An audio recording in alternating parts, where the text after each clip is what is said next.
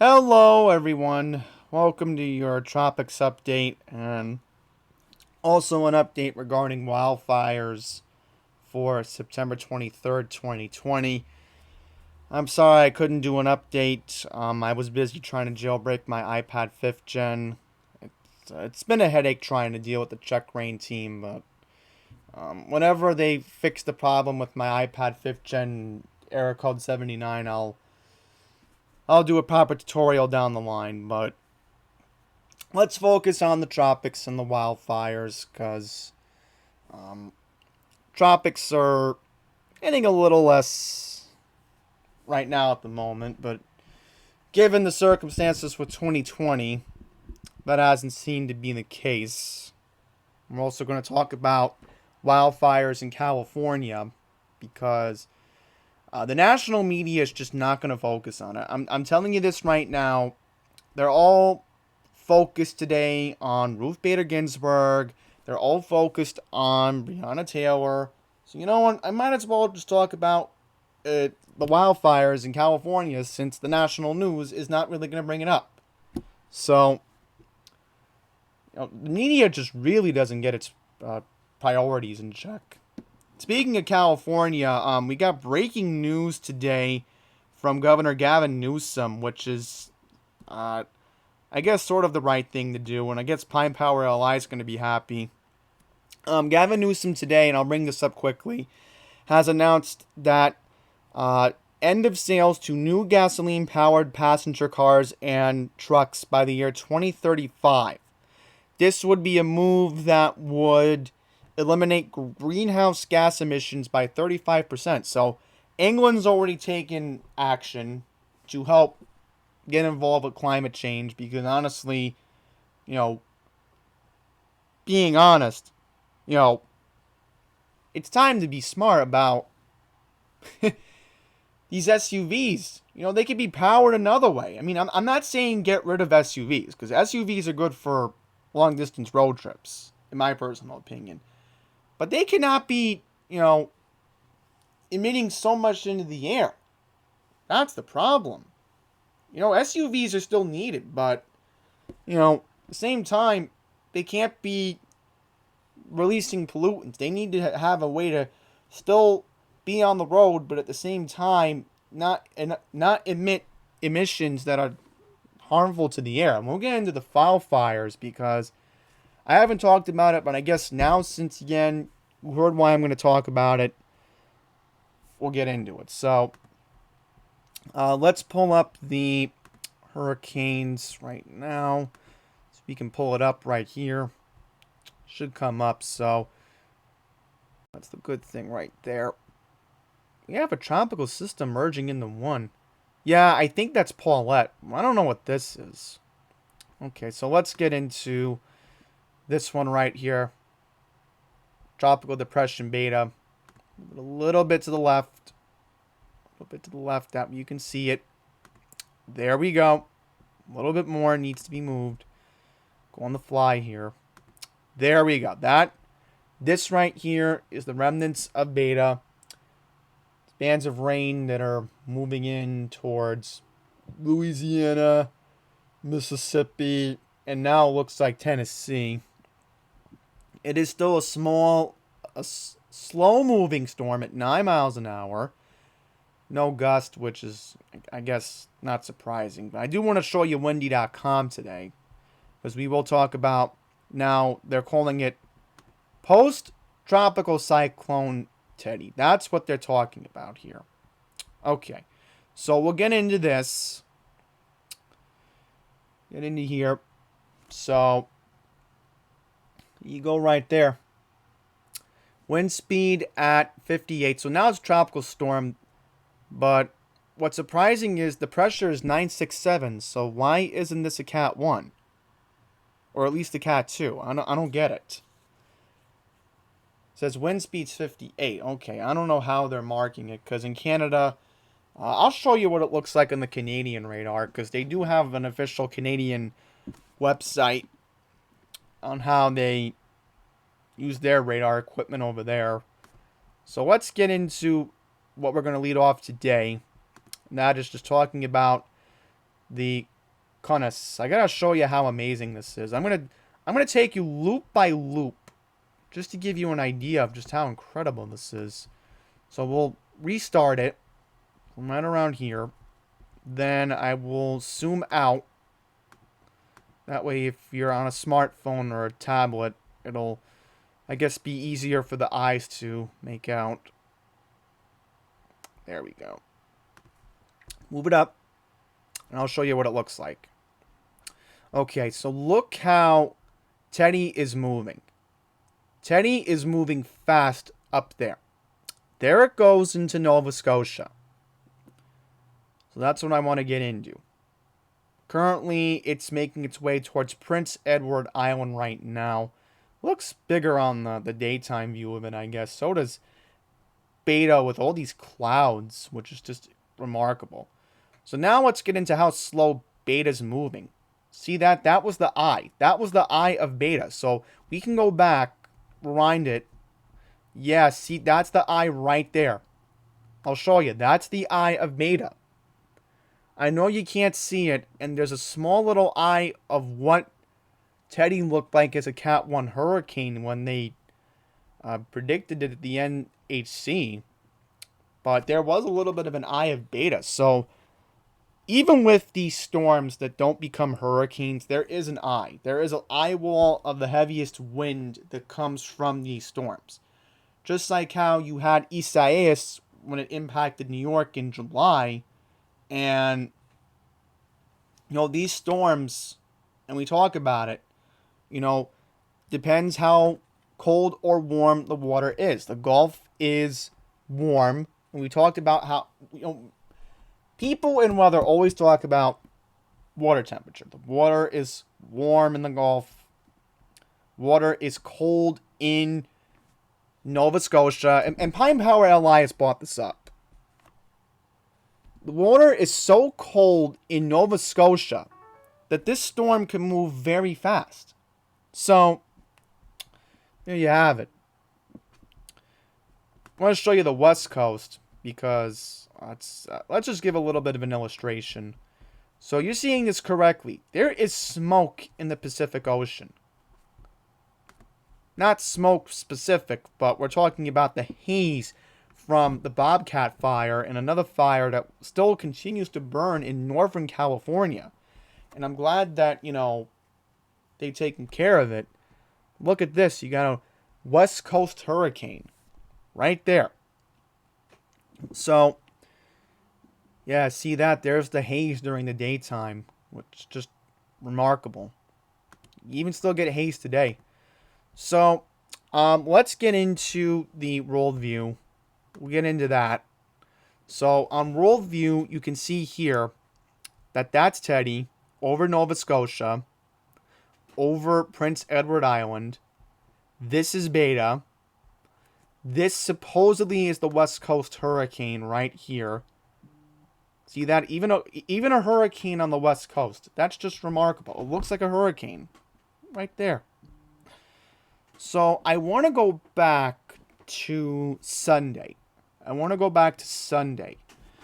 get an idea of what this potentially looked like with the wildfire smoke. So this was the peak of the Bobcat over the weekend, back on Sunday the 20th. As you can see here, the smoke is just all over California with these wildfires. And, you know, once again, the national media can claim all they want that they care about it, but, you know, I care about it because this is what we talk about with climate change all the time. I know I don't want to promote what's going on here, but, you know, what's it going to take for people to realize that post-pandemic, it's still going to be a problem? You know, we'll get back to normal eventually in society, but when we do get back to normal in society, we got to talk more about the weather, because even if we're doing it now, you know, it just has to be topic of discussion constantly. With all these other petty stuff going on right now, the climate, the earth needs to pay attention to us right now. There goes Beta over there. Still some infra rain being picked up over there.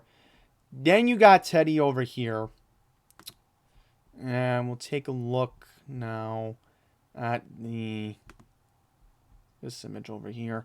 See, again, all these clouds are just over the Gulf. See that right over here. All the clouds are over here. There go the clouds over here. The good news in New York today is, and this is the good thing, and I'll even show you on this. We'll go to today's image. Go to today over here.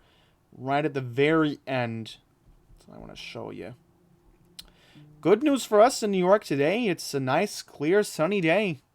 Almost 80. Which I'm going to go out there in a couple minutes after I put this video in the editor. Well, I'll just get some fresh air today because it's beautiful. It's almost 80. And I just want to document whatever chance we have of the blue sky that we get left, because it's just a rarity nowadays in New York to get all these nice, clear blue sky days. Even today, and I'll show you this once we get the image coming up. The sad reality is with Worldview, it takes a long time to even load up the images from space. Let's try this one. Wow. Am I seeing this correctly? There are actually clouds on the east end of Suffolk today. Let me look at this. Let me zoom in. No way. This is not happening. Okay. So, it looks like at the moment, if you're in eastern Suffolk County today and you're wondering why you're seeing clouds, this is the reason why you're seeing clouds today. Okay, now I'm wondering, this is Teddy. This is Tropical Storm Teddy giving clouds over Suffolk County today. Remarkable. Now I want to show you this. This is windy.com, and I promised I was going to show you this website this week. Here's the heavy wind right there. Gusts are, again, and I'll even pull it up, near 70 miles an hour. So that just gives you an idea. Now the wind is 58. Okay, so this just gives you a generalized idea of it. But I'll close out of it because it's going to make my fan speed go crazy.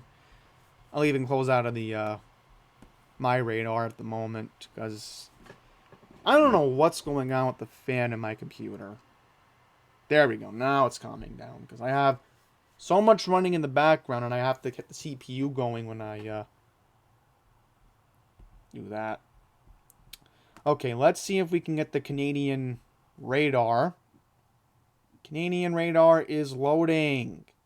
There it is. So, no bands of rain in Halifax right now. But we will read a news article about the landfall of the storm from the Canadian press. Alright, so Teddy did make landfall in Nova Scotia. I will move this a little bit to the center so you all can see this. Alright, so Teddy has made landfall in Nova Scotia, packing 10-meter waves in gusts headed for the coastline. So, people do go to the coastline and are in a maze of this. They just are. Let's zoom in. We'll zoom out. I do apologize. There we go. That's what we want. So, this is the waves in Peggy, Scotia. Look how big this wave is. Look how big this wave is. It's just remarkable. Alright, so let's read this. And again, if you see center being misspelled, that's how they spell it in Canada. So, let me zoom in if you're on a smartphone or a tablet. Get an idea of this article. There we go. The center of post-tropical storm Teddy made landfall in eastern Nova Scotia earlier this morning, delivering another round of punishing winds and rain heavy rain to a province that has already seen plenty of both. Meteorologists state a storm arrived near Sheet Harbor, about 115 kilometers east of Halifax, around 8 a.m. local time. The large storm was churning over winds over 100 kilometers per hour and it neared the coastline. On Hart Island, which is north of Kenzo on the eastern edge of the mainland, a peak of 81 kilometers per hour was reported at 8 a.m. So, I don't know kilometers, but I will get you the numbers from Nova Scotia Power later on. We do have a Canadian... We do have a similar website from Canada that's like Power Outage US, so I will take a look at that in just a second. Alright, so Halifax, which is the main hub of Nova Scotia, schools were closed, public transit in Halifax was suspended, many flights were canceled. No major damage was surprisingly reported, aside from down and damaged trees and power lines. So, they told people in the Sambro area, Peggy Cove, and along the eastern shoreline, they were asked by Halifax Regional Municipality to make plans to immediately self-evacuate. So, I'm going to retweet this right now on my Twitter. I want you to take a look at this. Just a second. That's not the right tweet. Do apologize. I thought I had the tweet. Let's see if I can pull it up. If I can't pull it up, then I do apologize, unless it won't come up here. Ha! I like how this woman says it. People already showing up at Peggy's Cove, and there is a moron on the Black Rock. Stupidity at its finest. 2020, right? 2020. Alright, so, the Canadian Hurricane Center, they were concerned that 10-meter waves would be in the forecast. So, again, you cannot have people doing stupid things like this. Alright, so Chuck Porter, the minister responsible for Nova Scotia's Emergency Management Office, told reporters his biggest concern was the threat of storm surge accompanied by 10-meter waves. I know people are attracted to the shoreline and they love to watch the waves, Porter said. I want caution. Folks, please stay back. If you are trapped out there, somebody has to come and rescue you. Putting people in jeopardy, that's completely unnecessary. Okay, there we go. Want to also retweet this. Yeah, just look how many people... See, look how big these waves are. These waves are already huge. Yeah.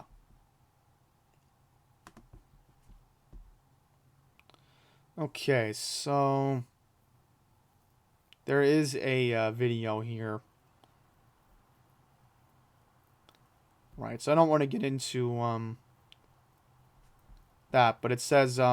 rainfall could exceed 50 millimeters across the province and going into Prince Edward Island. So, alright, so, more of this. Move on to the next part here. Get our latest numbers from Nova Scotia Power. Let's see if we can pull up the numbers from Nova Scotia Power. We will reload it in just a second here. Pull up Nova Scotia. That's not Nova Scotia. Do apologize. Okay, here we go. Currently at the moment from Nova Scotia Power. They are reporting that 2% of the island is out. 12,557 are without power on Nova Scotia's grid line. We'll take a look at Newfoundland and Labrador, where Prince Edward Island is. That's Quebec, but that's not important. Wow, even parts of Quebec are seeing outages. Yeah, not that many people are impacted at the moment, but that's not it. Let me see if I can pull it up. Okay, there we go. Yeah, here we go. That's Prince Edward Island. So this is Prince Edward Island. I'm wondering, where's Prince Edward Island? Okay, they're served by Maritime Electric. They only have 47 customers out, but next concern would be again where Newfoundland and Labrador. That's where the next cause of concern would be in Canada.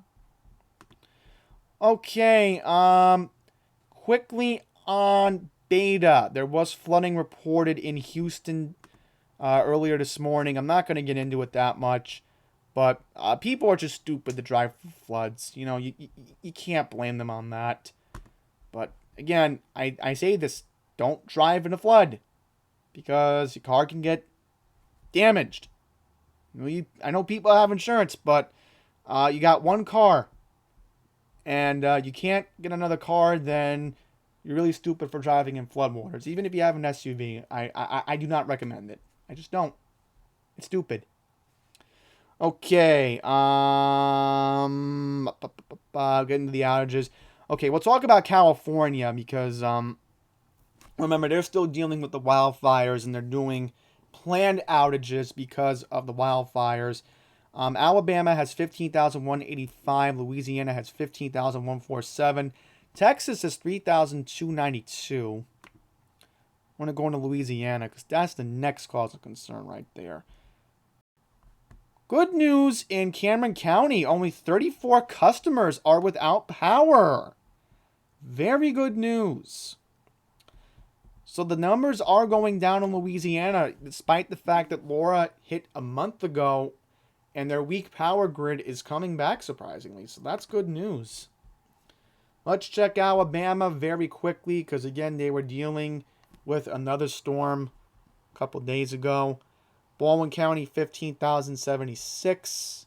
Mobile, 235. So Mobile is slowly coming back, but it's Baldwin County that needs to get their act together on their grid along the Gulf Coast. Okay. I just got to text a friend. At the moment.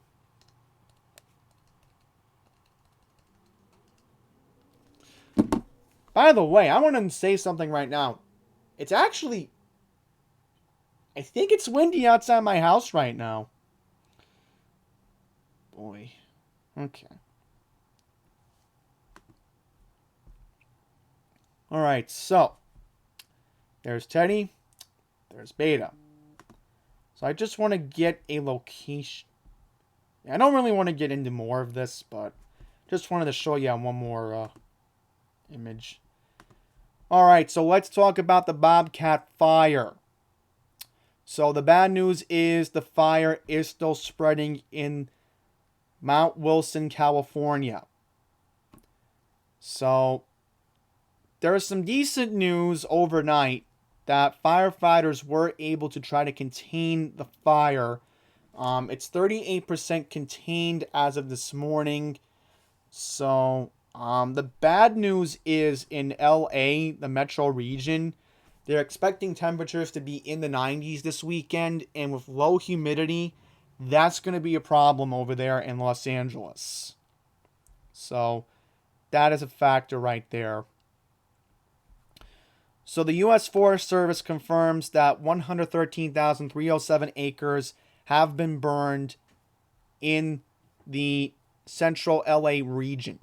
So Angels National Forest. So again, it's just very scary to think these people in California have really had it rough the past couple of months. The bad news is the Devil's Punch Bowl, 90% of it has been burned. So just proves the point that this has to be discussed. And ABC News released this article. Creek Fire becomes largest single blaze in California history. So it destroyed 286,519 acres in Fresno and Madera counties since it first started on September 4th. And remember, this was the fire that spread the smoke in that orange sky in San Francisco a couple weeks ago. 926 structures have been damaged or destroyed, and another 6,723 are threatened. Hey. Bad news for California. They've had the worst fire in 110 years since the Great Fire of 1910. So more fires. There's one other fire, the August Complex Fire, 851,000 acres in Mendocino and Humboldt counties. And the Bobcat Fire has burned more than 105,000 acres. But I get worried about my friend in Martinez because he's in Costa Corda County and he still has to deal with all the smoke. But the smoke is dying down over there, so that's the good news. Okay, so I think with that, we're going to wrap everything up. Just, a lot of craziness with the weather. The tropics are starting to calm down, but again, I will be keeping an eye on the wildfires in California. I'll have to go more in depth the next couple of days on just how the low humidity and the temperatures over there in California are not going to help contain this fire any soon. Because I will tell you this right now. I'm going to pull up the weather in LA right now, and I'll just pull it up. LA right now today, it is at the moment, and I'm pulling it up. My phone's taking a while, so you're going to have to bear with me, because I thought maybe I could add it. I'll just go on LTE. Yeah, it's 81 today. It's 81. But going into next week, and I'll make a video the next couple of days on how alarming it's going to be near 100 in LA on Tuesday and how this could impact wildfire containment. So I'll be monitoring that the next couple of days. I'll see if anything else comes out of Canada. See what else is going on with any other storm reports. But my main focus is going to be wildfires in California the next couple of days. And maybe even the next couple of weeks. Because, it's just proof that Mother Earth is crying. And we have to talk about climate. So thank you all for watching. Until the next one, take care.